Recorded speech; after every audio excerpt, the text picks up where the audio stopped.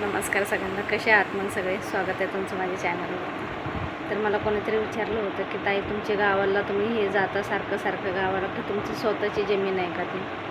तर हो, स्वतःचीच आहे, आमची स्वतःचीच आहे ते. पण कसं, माझे मालक सासरे आमचे पहिल्यापासून मुंबईलाच राहत होते इथं, तर त्यांना गावाला कधी जातच नव्हते. आमचे आजोबा होते ना, आजोबांना आजी जमीन करायची, त्याच्यानंतर दुसऱ्यांदा दिली करायला ती. मग त्यांनी करायचं सोडून दिलं आणि मग आम्ही विचार केला की चला आपण जाऊया. ते स्वतःचीच आहे विषय. त्याच्यामध्ये पण मध्ये 9-10 वर्षापूर्वी गेलो होतो तर आम्ही गेलो 2 वर्षासाठी गेलो होतो. तो रोशन बारीक होता तेव्हा. मग त्या टायमाला आम्ही जाऊन आलो तेव्हा ते सामायिकात होते. तेव्हा त्या जमिनीबद्दल भांडण होतं.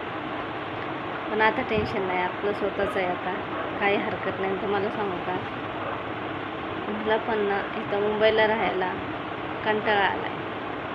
खूप दगदगीचं जीवन आहे होतं. असं वाटतं, लोकांना वाटतं अरे मुंबईला राहते, पण मुंबईच्या माणसांनाच माहिती इथं हे राहतात कसे राहतात आणि कसे काय, त्यांनाच माहिती किती बेकार कंडिशन असते.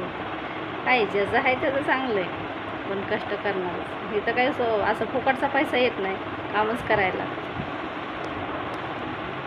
पण लय दगदगीचं जीवन. आता गावाला येते जाते ना जरा, तर असं वाटतं की चला काय टेन्शन नाही आहे, टेन्शन फ्री आहे, कोणाचं दगदग नाही, टेन्शन नाही तर काही नाही. त्याच्यासाठी आम्ही निर्णय घेतला की गावाला जायचं. बघू 5-6 महिन्यामध्ये जर जमलंच तर निघूया. कारण की ह्या मोठ्या पोराचं कॉलेज आहे आता आणि तो कामाला पण जातो. आता मला जायला काय, मी आता पण तुमची दाजी आणि मी जाऊ शकते, पण मुलांमुळं जायला नाही, मग त्यांचे खाण्याचे हाल होते.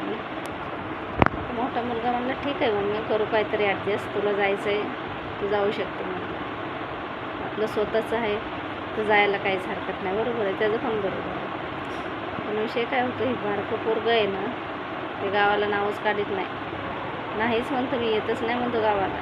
त्याला नेला होता मी आता मध्ये, गेल्या महिन्यात नेला होता. तर 2 दिवसात मला जिथून आणलं तिथून येऊन सोड म्हणला.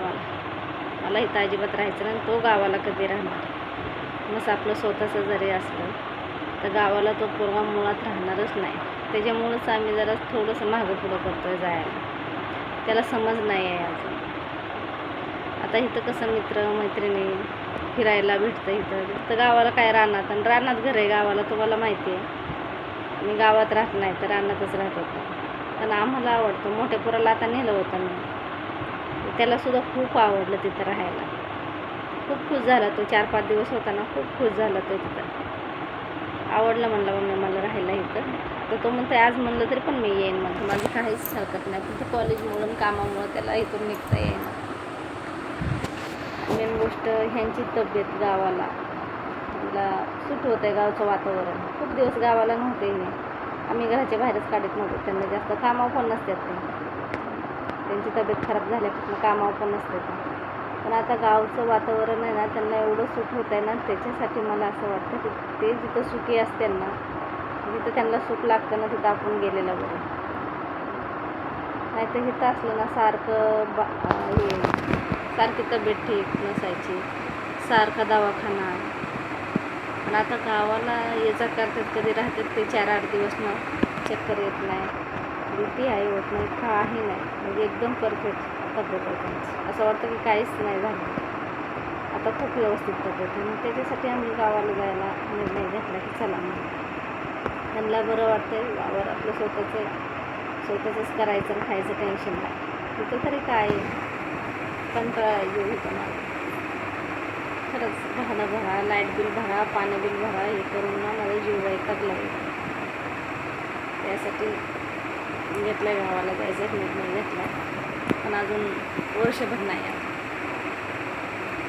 इथं सावलीत काम करायला लागतं, तिथं उन्हात करायला लागतं काम. पण असं काही नाही, मी काम केलेलं आहे, शेतीमध्ये काम केलेलं आहे, शेतातलं काम माहिती आहे मला सगळं. काही प्रॉब्लेम नाही आहे तसं काम करायला. खूप आवडतं मला. ह्या दगदगीच्या जीवनापेक्षा ना, दिवसभर तिथं आपल्या वावरात काम केलेलं परवडतं. एवढी वैतागली होती.